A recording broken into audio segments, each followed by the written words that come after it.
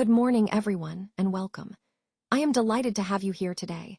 We will be discussing an important topic, management and control of hazardous chemicals and reagents. I'm Dr. S.K. Singh, and I will guide you through this presentation. Over the next few minutes, we'll explore key strategies for safely handling, managing, and controlling hazardous substances in our laboratories and workplaces. Let's get started. Let's talk about chemical classification and hazards. First, it's crucial to identify the hazardous properties of chemicals we handle, such as whether they are flammable, corrosive, toxic, oxidizing, or reactive. Recognizing these properties helps us understand the risks involved. Next, we use the Globally Harmonized System, or GHS, for hazard classification and labeling.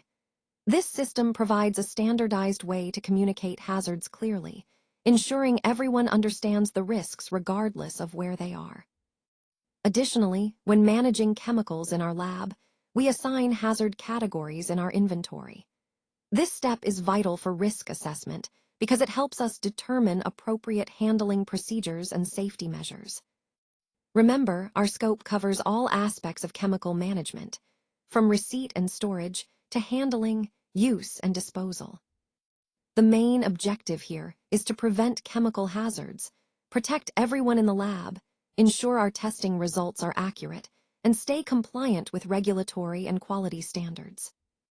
By understanding and applying these principles, we create a safer, more efficient lab environment that supports our overall goal of reliable testing and safety compliance.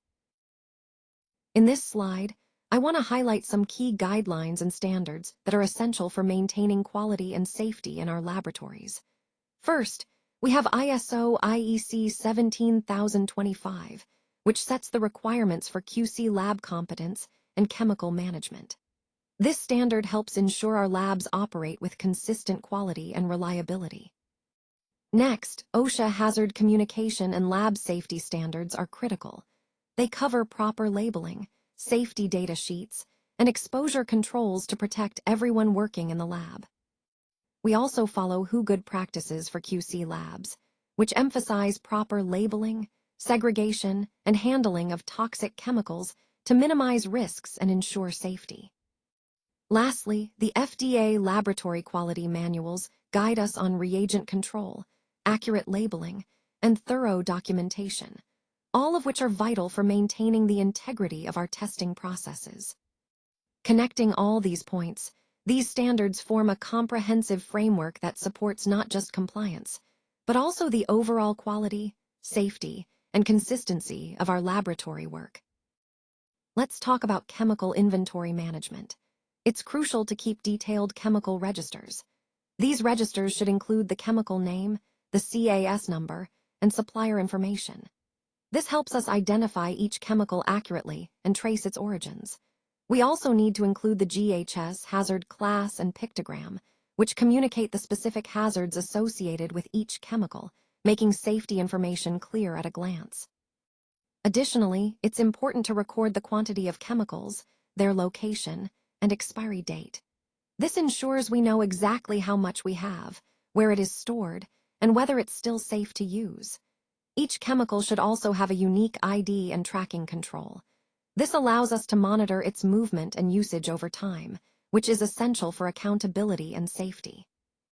Having an accurate and comprehensive inventory supports safety by helping us prevent mishandling or misuse. It also helps in emergency situations by providing quick access to critical information. Overall, proper chemical tracking isn't just about compliance. It's about creating a safer environment for everyone. When we receive new supplies, the first step is to carefully inspect the packaging to ensure it's intact and that the labels are correct. This helps us catch any potential issues early.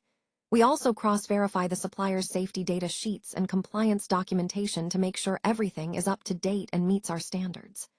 Once everything checks out, we assign our own internal reagent labels, including an ID, the date of receipt, and the initials of the person handling it. This process is crucial for improving traceability and making sure we know exactly what chemicals are entering our lab, preventing the entry of unknown or unverified substances. Moving on to labeling and SDS management, it's essential that every container is properly labeled with its identity, concentration, hazards, and precautions. This isn't just about compliance, it's about safety. Safety data sheets, or SDS, must always be available and easily accessible to all staff members so that everyone can quickly find the information they need in case of an emergency. And of course, we never use unlabeled or unknown chemicals. Proper labeling and documentation are key to maintaining a safe, organized, and compliant laboratory environment. Let's talk about storage controls first. It's crucial to segregate storage based on hazard class. For example, flammable materials, oxidizers, and acids or bases should always be stored in separate, well-ventilated cabinets to minimize risk. Highly toxic chemicals need to be kept in controlled access zones to ensure only authorized personnel handle them. For temperature-sensitive reagents, refrigerated storage is essential to maintain their stability. And remember, always follow the manufacturer's storage conditions and avoid mixing incompatible chemicals, as that can lead to dangerous reactions. Now, moving on to handling and PPE requirements. Before using any chemical, it's important to conduct a hazard assessment to understand the risks involved. When working with chemicals, always wear the appropriate PPE. That includes a lab coat, gloves, safety goggles, and respirators when necessary. Never mouth pipette. Instead, use safety pipettes or bulbs to prevent accidental ingestion. And for volatile or toxic reagents, always use fume hoods to contain fumes and protect yourself. These precautions are vital to maintaining a safe lab environment and protecting yourself from potential hazards. Let's talk about risk assessment procedures. When we perform a pre-action risk assessment, the goal is to identify potential hazards before starting any work. One of the first key points is to look at chemical hazards and exposure routes. This means understanding what chemicals are involved and how people might come into contact with them, whether through inhalation, skin contact, or ingestion. Next, we need to consider mitigation measures. These include engineering controls, such as ventilation systems, administrative controls like training and procedures, and personal protective equipment. The idea is to put layers of protection in place to reduce risk as much as possible.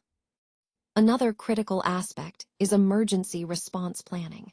We have to be prepared for any incidents that might occur, with clear plans and procedures to protect workers and minimize impact. Finally, it's essential to assign responsibility for these assessments and controls. Someone needs to be accountable for ensuring that these measures are implemented and followed. And of course, documenting everything is vital. Having a clear record helps us track what's been done and ensures accountability and continuous improvement. All of these steps are crucial because they tie into the overall theme of safety, preventing incidents before they happen by being thorough, proactive, and organized. Now, let's talk about waste management and disposal. It's crucial that we always follow our standard operating procedures, or SOPs, when disposing of chemical waste. This helps ensure safety and compliance.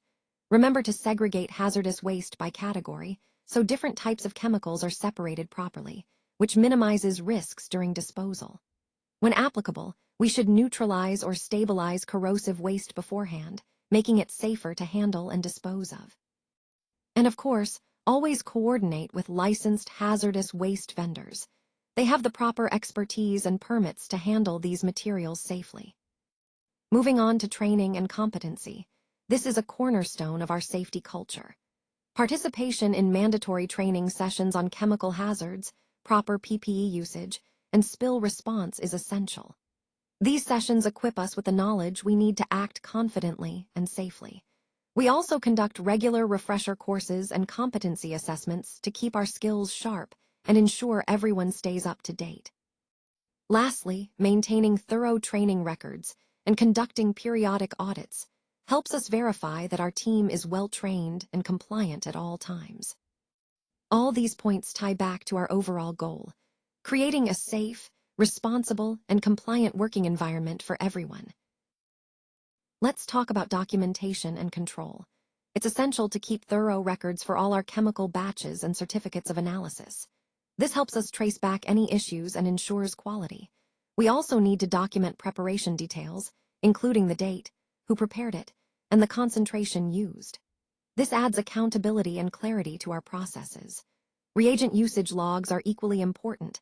They help us track consumption and ensure calibration ties are maintained correctly. Don't forget, reviewing expiry dates and properly disposing of expired materials is crucial for safety and compliance. Moving on to monitoring, audits, and compliance, regular internal audits of our chemical inventory and storage areas are vital. These checks help us identify potential risks and ensure everything is in order.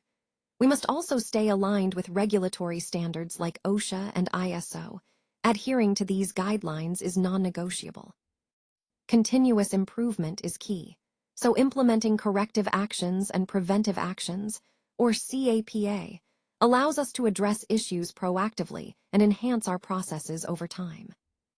Overall, these practices ensure our operations remain safe, compliant, and efficient, supporting the integrity of our entire program. Now, let's talk about some best practices that can really make a difference. First, managed inventory.